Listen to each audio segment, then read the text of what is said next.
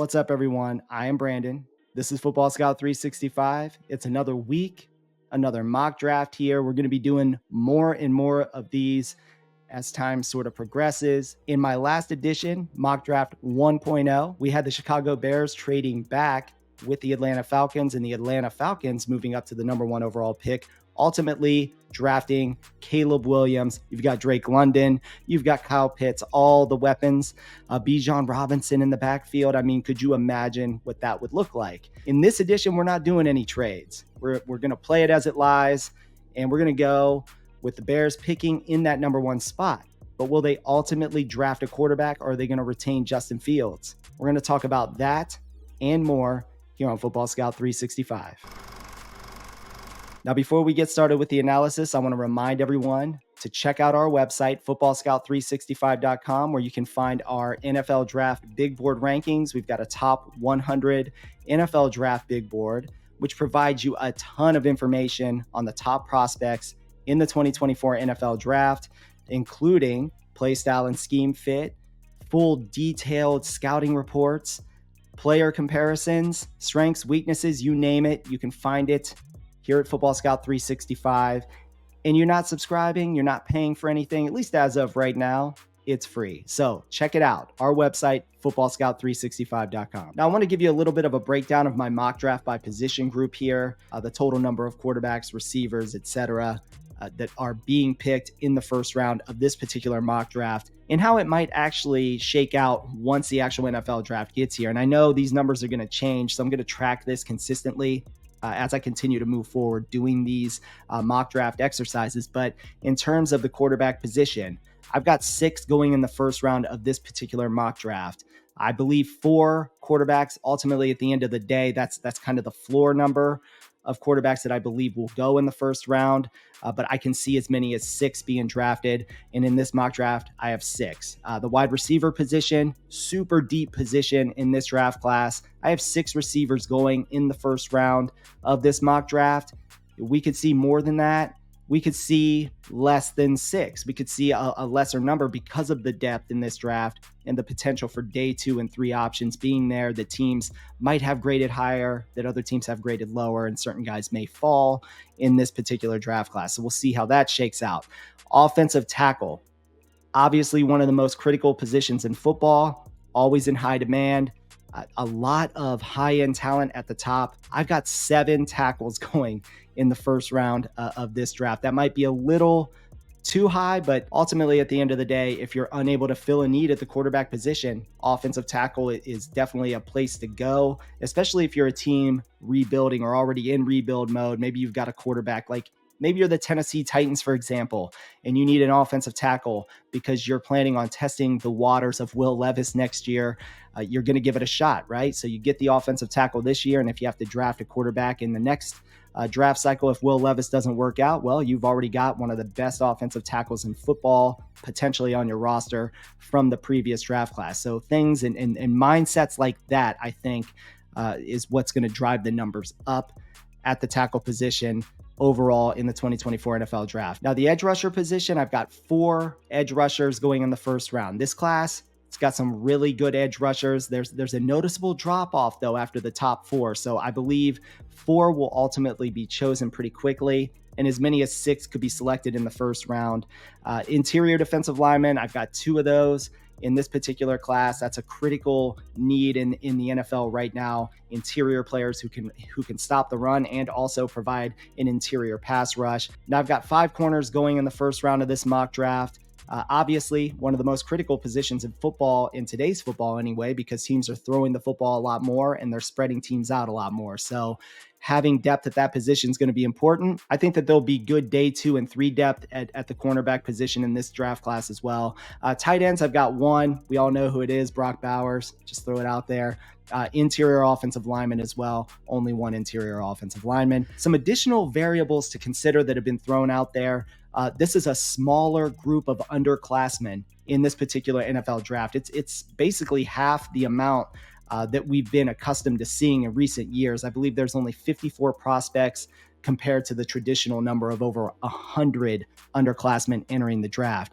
What may be influencing the numbers? College football teams are paying players more money to stay in school. And if you've got a third, fourth, or fifth round grade, you're not a first round, second round prospect, you're probably going to heavily consider coming back to school. If you're able to match 1 year salary on a third, fourth, fifth round, grade for a player, it could be very enticing for them to stay in school one more year. Why? Because they may be able to increase their draft stock entering into the next NFL draft class. So that's something to definitely keep an eye on. It's something that we've seen happen already. We've seen Jared Verse from Florida State do it a year ago.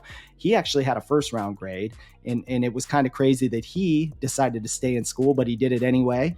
And then you had Blake Corum from Michigan, somebody who he succumbed to a meniscus injury. So he stayed at Michigan one more year, rehabbed at Michigan, and they were able to provide him with third or fourth round money for one more year of college football. And now he's going to enter the draft and potentially still be a second or third round pick. So he's essentially extending his running back career, making an additional year's worth of NFL level salary by playing one more year of college football at Michigan. So in addition to that, we're seeing guys like Travion Henderson at Ohio State. It's influencing positions like that that are not as highly valued at the NFL level, the running back position, the linebacker position, safeties. We're seeing a lot of those players kind of stick it out one more year of college now. It'll change the game for sure in terms of NFL draft prospects entering early into the NFL draft. All right, so enough of that stuff. Let's hop into it. Chicago Bears, they've got the first pick in the 2024 NFL draft. They have a ton of needs. They've got 2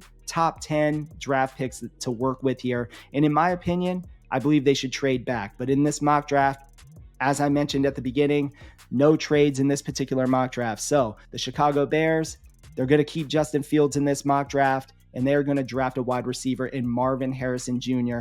from Ohio State. They're going to buck all the trends, all the mindsets. They're going with the best player, in my opinion, in this particular draft class, an absolute game changer in Marvin Harrison Jr., a contested catch savant, a route running technician, the son of a Hall of Famer of the same name.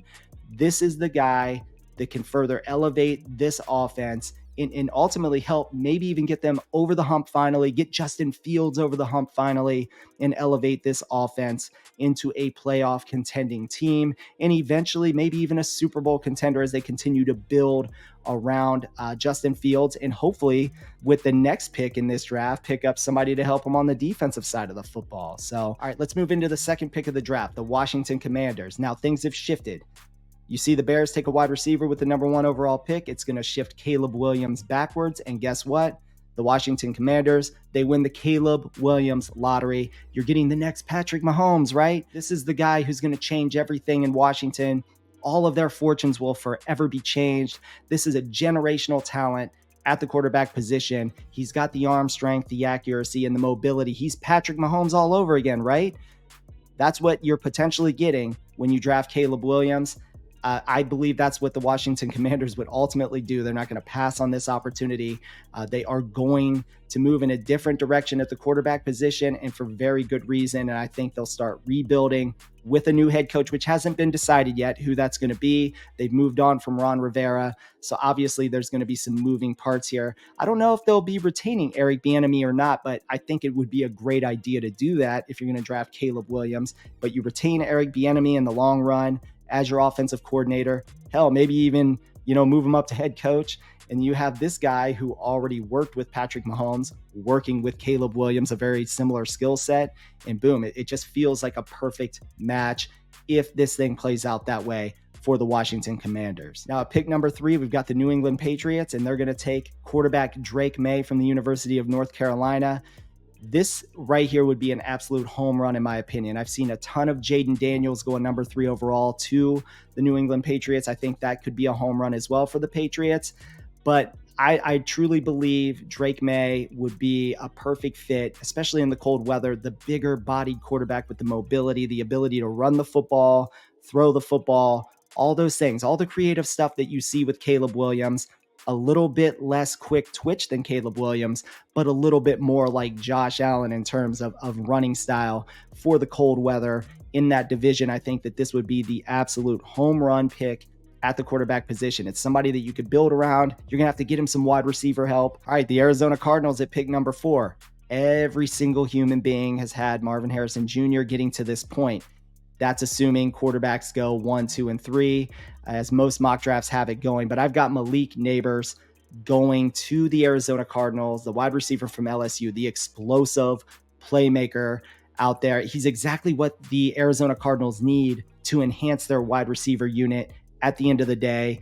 You're going to combine him with Hollywood Brown out there. You've already got Trey McBride at tight end. You've got Rondale Moore that you can flip in and out, of the backfield and in the slot. You've got some dynamic playmakers all around your dynamic playmaking quarterback in Kyler Murray. And I think that that's a very scary weapon to add to an offense like this with a quarterback as dynamic as Kyler Murray and as accurate as Kyler Murray. I think Malik Neighbors would absolutely flourish in an offense with a quarterback like Kyler Murray, because guess what? Kyler Murray, like Jaden Daniels, is going to be a very similar player. He's going to be moving around a ton and extending plays. Malik Neighbors, he understands that, having already played with Jaden Daniels at LSU. So I think it'd be a match made in heaven, a perfect fit for the Arizona Cardinals. Now, pick number 5, we got the Los Angeles Chargers. A lot of people mocking wide receiver here at pick number 5, but we're going to go with a tight end, and that's Brock Bowers, the tight end 1 in the 2024 draft.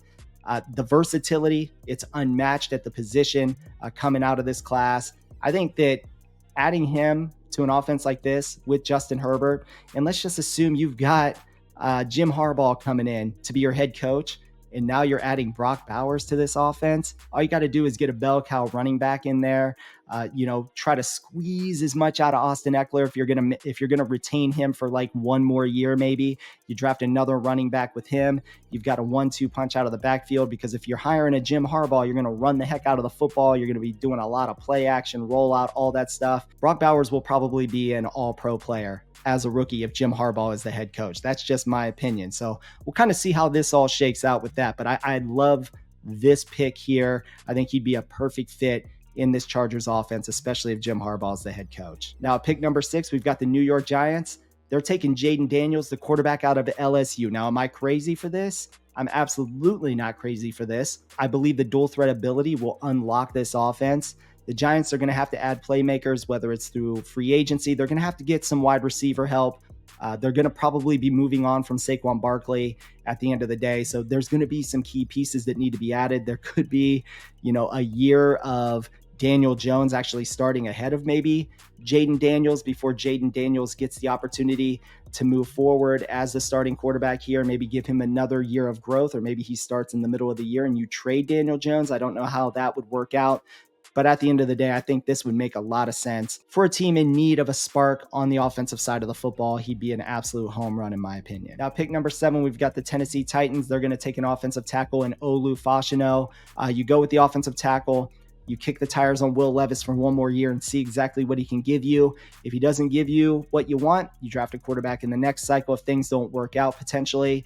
And then you've got a potential all-pro offensive tackle already in place on your offensive line. Now, pick number 8, the Atlanta Falcons are going to go with quarterback Michael Penix Jr. from the University of Washington. Now, Penix, the accuracy, the decision-making, all that stuff, I believe, makes him a little bit more NFL ready than some of the other guys in this particular draft class. His ability to play from the pocket, his ability to avoid pressure from the pocket. He has a great ability to sidestep pressure, step up into the pocket, and deliver throws. He's got a ton of experience. I feel like he's been in college football forever. He does have a crazy injury history, but I believe the Atlanta Falcons are just a quarterback away, a guy that they can just plug in there to deliver the football, be a distributor, be that CJ Stroud of the offense. Let's not risk wasting Drake London for another year or Kyle Pitts. And now you've got Bijan Robinson in that backfield. Let's elevate this offense. Let's get a quarterback in there that can distribute the football. I think Michael Penix Jr. would be an absolute home run. Now, pick number 9, we've got the Chicago Bears picking for the second time in the first 10 picks of the 2024 NFL Draft. And this time, they're going to go with edge rusher Jared Verse from Florida State. Now, they took Marvin Harrison Jr. with the number 1 overall pick. They're going to add the versatile pass rusher to help solidify that defense. They need a pass rush on defense. They need somebody who can be that playmaker in key moments and in key situations to get their defense off the field, especially in key third down situations. For example, get the defense off the field and get that dynamic offense back on the field led by Justin Fields, if in fact they do stick with Justin Fields moving forward, which is my projection in this particular mock draft. All right, pick number 10, we've got the New York Jets. They're going to take an offensive tackle, Joe Alt from Notre Dame. Now, I have Olu Fashanu going ahead of him in this particular mock draft. I believe it could be Joe Alt or Fashanu, the first tackle off the board. Either way, mix and match. But Joe Alt, super technical player. I think it's a huge move for the New York Jets. He's a guy you can plug in right away, I believe. You could probably put him at right tackle to start off, so it's a little bit easier. But at the end of the day, your number one priority is to protect Aaron Rodgers. I think this would be a home run pick, regardless of what you're going to do beyond Aaron Rodgers. You're getting a potential, 8 to 10 year offensive tackle by drafting Joe Alt out of Notre Dame. Okay, that's going to do it for Mock Draft 2.0. Let me know in the comments section what you think about the first 10 picks in this particular mock draft. And don't forget to head on over to our website, footballscout365.com, where you can check out all 32 picks in the 2024 NFL draft. I do want to say thank you for watching. Please like this video, subscribe to the channel, and stay tuned for more great NFL draft content.